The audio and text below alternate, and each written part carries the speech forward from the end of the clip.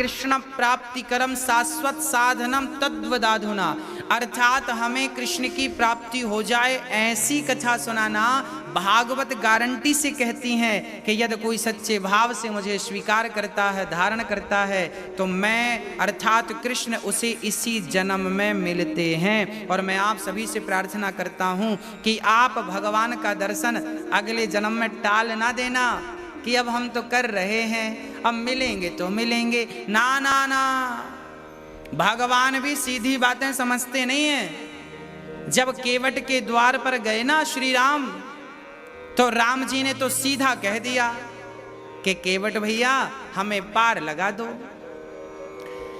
भक्तों को भी केवट की तरह टेढ़ा बनना पड़ेगा, तब भगवान आपको दर्शन देंगे। नहीं, भगवान बड़े चतुर हैं। हाँ, मम्मी की गोद के लिए, माँ की गोद के लिए जब बच्चा रोता है ना, तो माँ बच्चे को लॉलीपॉप पकड़ा देती है। यदि बच्चा लॉलीपॉप में उलझ गया तो फिर माँ गोद में नहीं लेती, चल तू लॉलीपॉप ले, मैं काम निपटाती हूँ। हाँ, यदि आप भी दर्शन के लिए, भगवान के दर्शन के लिए रोएंगे ना, तो भगवान भी आपको लॉलीपॉप पकड़ा देंगे। कौन सा लॉलीपॉप? मान बढ़ाई, पद प्रतिष्ठा, आपको पैसा दे देंगे, आपको धनवान बना देंगे, प्रतिष्ठावान बना देंगे, और खूब आपको ऐशो आराम भगवान दे देंगे। आपको लगेगा बड़ी कृपा है भगवान की। आप तो संसार में, धन दौलत में, मान बढ़ाई में उलझ जाएंगे और भगवान बाजू से निकल जाएंगे। ना ना ना, तुम तो यहाँ उलझ गए। तो ये जो संसार का लॉलीपॉप है, जो मान बढ़ाई का, पद प्रतिष्ठा का, प्रिय भक्तों में आपसे हाथ जोड़कर प्रार्थना करता हूँ, इस लॉलीपॉप में मत उलझ जाना। हाँ, फिर क्या है? केवट ने कहा प्रभु, राम जी ने कहा कि मांगी नाव न केवट आना, मांगी नाव न केवट आना, मांगी नाव न केवट आना।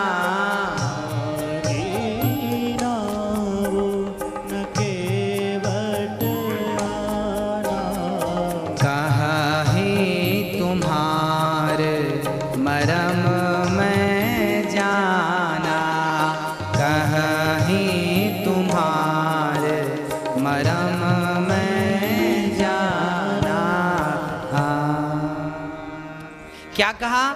राम ने कहा भैया केवट जरा नाव लाओ, हम नाव में बैठ जाएं, हम पार लग जाएं, जरा हमें पार लगा दो।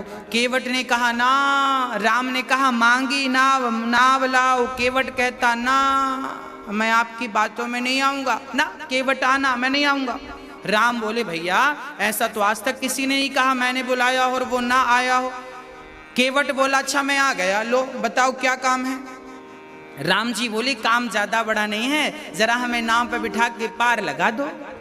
केवट बोले सरकार मेरी नाव बहुत छोटी सी है और इसी नाव से मैं परिवार का पालन करता हूँ। 2 रोटी मुझे नाव से मिल जाती हैं, मैं परिवार का पालन करता हूँ। तो राम जी बोले मैं तुम्हारी रोटियां थोड़ी छीनने आया हूँ, अरे पार लगाओगे तो तराई दूंगा, पार लगाओ। केवट बोले सरकार यदि मैंने आपको पार लगाया तो कल से मैं किसी को पार नहीं लगा सकूंगा। राम जी बोले क्यों, कल से क्यों नहीं लगाएगा? बोले प्रभु आपके चरणों में जादू है, कहाँ है तुम्हारा मर्म मैं जाना। केवट बोला मैं आपके मर्म को जानता हूं। केवट की बातें तो सुन लो, भक्तों को केवट जैसा बनना पड़ेगा, सीधी बात। केवट कहता है मैं आपके मर्म को जानता हूं। कौन सा मर्म जानता है? कैसा मर्म है भगवान का? बोले लक्ष्मण हूं यह मर्म न जाना, जो कछु चरित रचा भगवाना।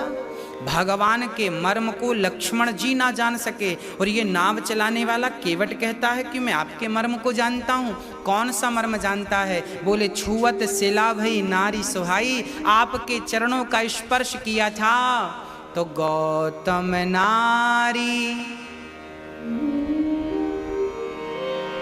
श्राप बस उपल दे धरि धे, चरण कमल रज चाहते, कृपा करो रघुवीर। जब आपने अहिल्या पर अपने चरणों की धूल गिराई तो वो अहिल्या पत्थर की थी, पत्थर की नारी का आपने उद्धार कर दिया।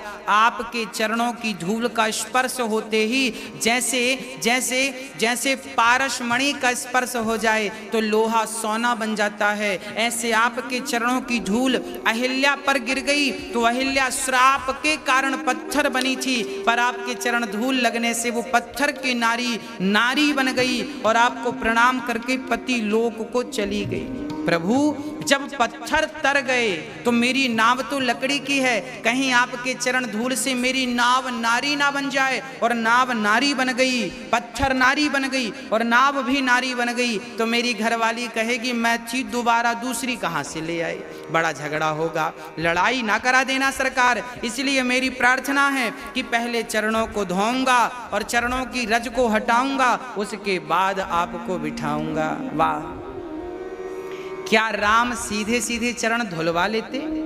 हाँ, केवट ने जिद की नहीं ढाऊंगा, आपके पिता की सौगंध खाता हूं, दशरथ जी की सौगंध। अब लक्ष्मण को बड़ा गुस्सा आया, मूर्ख, मेरे पिता की सौगंध क्यों खाता? जब से देख रहा हूं बातें करता जा रहा, काम कुछ करता नहीं है। पार नहीं लगाऊंगा, पार नहीं लगाऊं। क्यों नहीं लगाएगा? अभी बाण से मारता हूं। केवट ने मुस्कुराते हुए लक्ष्मण की तरफ देखा और लक्ष्मण से कहा, हे लक्ष्मण जी, रघुनाथ सुप्राणन सो प्रिय बंधु, वही मुझ बाण से मारत है, मरता हूँ कहाँ सुचि गंग के तीर, रघुनाथ सुनाथ निहारत है। अपराध यही दास का है,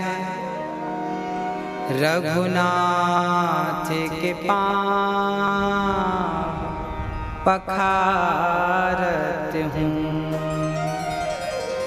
केवट ने कहा, लक्ष्मण जी मुझे मार दोगे तो मैं मर जाऊंगा। यमराज मुझसे पूछेंगे क्यों तुझे किसने मारा, तो मैं कहूंगा रघुनाथ सुप्राणन सो प्रिय बंधु, वही मुझे बाण से मारत है। अर्थात जो प्राणों से प्रिय लक्ष्मण है राम के लिए, वो रघुनाथ के प्राणों से प्रिय बंधु लक्ष्मण ने मुझे मारा है। यमराज जी बोलेंगे तुम मरे कहाँ हो? बोले मैं गंगा के तीर मरूंगा। और यमराज जी पूछेंगे ऐसा कौन सा अपराध कर दिया तुमने कि लक्ष्मण ने तुम्हें मार डाला, तो मैं कहूंगा कि अपराध यही इस दास का है, रघुनाथ के पांव पखारत हूं। यदि रघुनाथ अर्थात राम के चरण धोने की जिद करने की यदि मुझे सजा मृत्यु मिल रही है तो लक्ष्मण मुझे बाण मार दो, मुझे मरने का कोई भय नहीं है। जब केवट के इस प्रकार के भाव श्री लक्ष्मण जी ने सुने तो सुन केवट के वैन प्रेम लपेटे अटपटे, वेह से करुणा ऐन चितय जानकी लखन तन।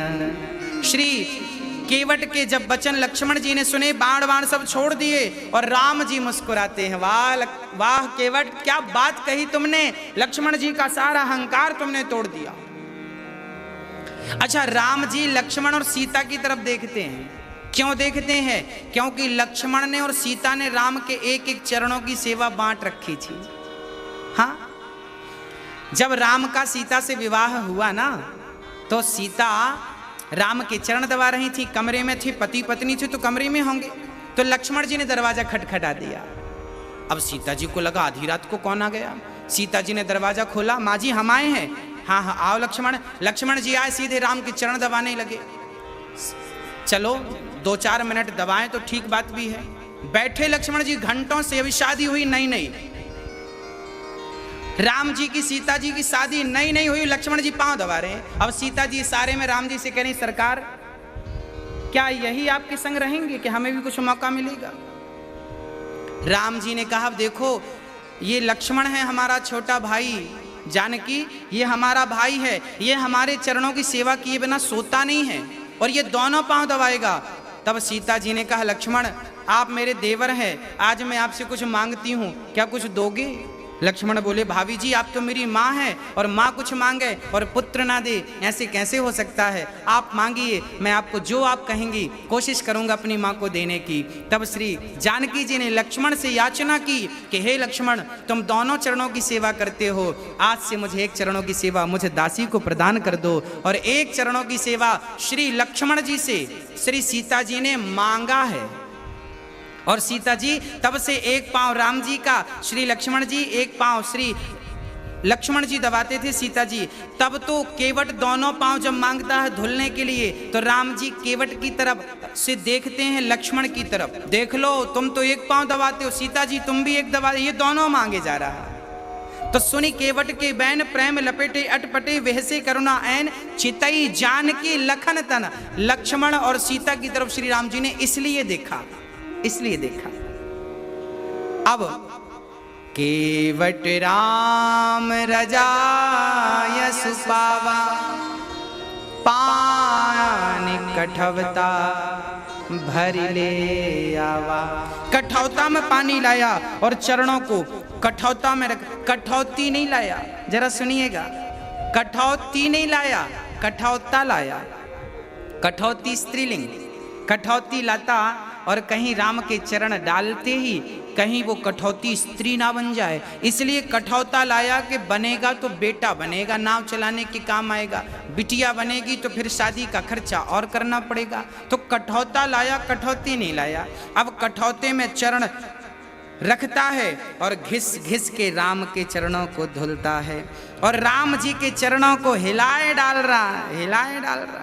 राम जी बोले, भैया भागा नहीं जा रहा हूँ, खड़ा हूँ, जरा आहिस्ता आहिस्ता धीरे धीरे धुल। केवट बोला, सरकार यदि आपको इतना ही भय है कि कहीं गिर ना जाऊं तो क्यों गिरते हो, मेरे मस्तक पे हाथ रख लीजिए ना। वाह कितना देखिए, केवट की तरह भक्त को चतुर बनना पड़ेगा, नहीं तो भगवान मिल भी जाएंगे तो यूं खड़े रहेंगे आपके सामने, ना वो आपसे बात करेंगे ना वो आपके सिर पे हाथ रखेंगे। केवट ने कितनी चतुराई से अपने मस्तक पर हाथ रखवा लिया। प्रभु यदि अब देखिए पांव जानबूझ के हिला रहा ताकि इनको लगे कि कहीं गिर ना जाए, और बाद में जब भगवान ने कहा मैं गिर जाऊंगा भाई जरा धीरे से धुल, तो केवट बोला कि मेरे सिर पे हाथ रख लीजिए।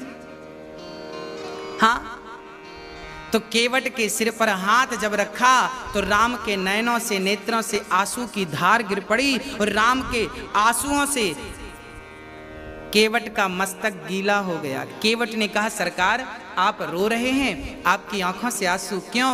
तब राम जी ने कहा कि आज तुमने मेरा अहंकार नष्ट कर दिया। केवट बोले, कौन सा अहंकार? तब राम ने कहा कि मुझे लगता था कि मैं ही भक्तों को थामता हूँ, मुझे लगता था कि मैंने ही भक्तों को थाम रखा है, पर आज तुमने सिद्ध कर दिया कि मैंने नहीं बल्कि भक्तों ने भगवान को थाम रखा है। आज भक्त केवट ने राम को गिरने से बचाया और हाथ मस्तक पर धारण कर लिया। ये संत जनों के अपने अपने भाव हैं। भक्त और भगवान का एक अलग ही संबंध होता है। भक्तों, गोपियां गालियां देती हैं कृष्ण को, तू निष्ठुर है, निर्दयी है, हाँ प्रेम करना क्या जाने तू तो गाय चराने वाला है, प्रेम करना तो हम जानती हैं, तू क्या जाने। ऐसी बातें गोपियां कहती हैं। और आज केवट राम की सेवा करते हैं और इस प्रकार का आनंद प्राप्त करते हैं। जब चरण धुल लिया तो पत्नी को बुलाया, बच्चों को केवट ने बुलाया। अब राम जी ने कहा, पत्नी को क्यों बुला रहा है? केवट बोला, सरकार मेरी पत्नी मेरे से 10 साल छोटी है, जरा वो अपनी आंखों से देखेगी कोई धूल तो नहीं लगी। फिर बेटे को, अर्थात राम का दर्शन करा के, राम के चरणों का स्पर्श करा के केवट अपने परिवार को तार रहा है। और जब चरण धुल गए तो राम ने कहा केवट अब तो धुल गए, अब तो पार लगा दे, अब तो केवट नाव में बिठा। केवट बोला सरकार पहले जो वेटिंग में थे उनको तो कंफर्म करूं, उन्हें तो पार लगाऊं, आपको बाद में लगाऊंगा।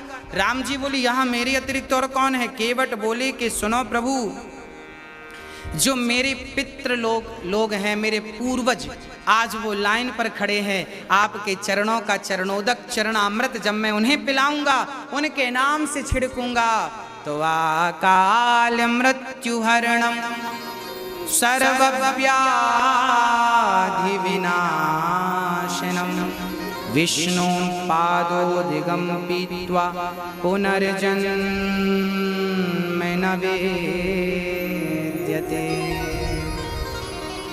कहते हैं कि भगवान के चरणों का चरणामृत कोई पी ले एक बार तो वो अकाल मृत्यु से बच जाता है। इसलिए भगवान के चरणामृत जरूर पीना चाहिए। ठाकुर जी को स्नान कराओ, लड्डू गोपाल जी को जो स्नान कराते हैं, शालिग्राम भगवान को हम जो स्नान कराते हैं, उनको स्नान कराने के बाद जो पानी जो जल बचता है उसी को चरणामृत कहते। वो भगवान के चरणों का अमृत हमारे लिए बन गया। हाँ, चरणामृत बन गया। अब उसे बच्चों को पिलाइए, घर में छिड़किए, पूर्वजों के नाम से छोड़िए तो पूर्वजों को वो जल प्राप्त होता है और पूर्वजों को उससे मुक्ति मिल जाती है। ये प्रसंग रामचरितमानस का। केवट के पितृ, केवट के पूर्वज राम के चरणों के जल मात्र से तर गए। ये चरणों के चरणोदक की चरण जल की महिमा है, चरणों के जल की महिमा है भगवान के। ऐसी ऐसी परम परम सुंदर सी पावन सी कथा। तो मैं आपसे यह निवेदन कर रहा था कि भक्तों को भी भगवान से थोड़ा सी जिद करना पड़ता है। जिद करिए, प्रभु मुझे दर्शन दीजिए, भगवान के लिए रोइए, भगवान के लिए जो आप कर सकते हैं करिए। और जब जिद करेंगे ना तो भगवान आएंगे, और लॉलीपॉप में उलझ गए तो फिर आने वाले नहीं। बोलिए भक्त वत्सल भगवान की।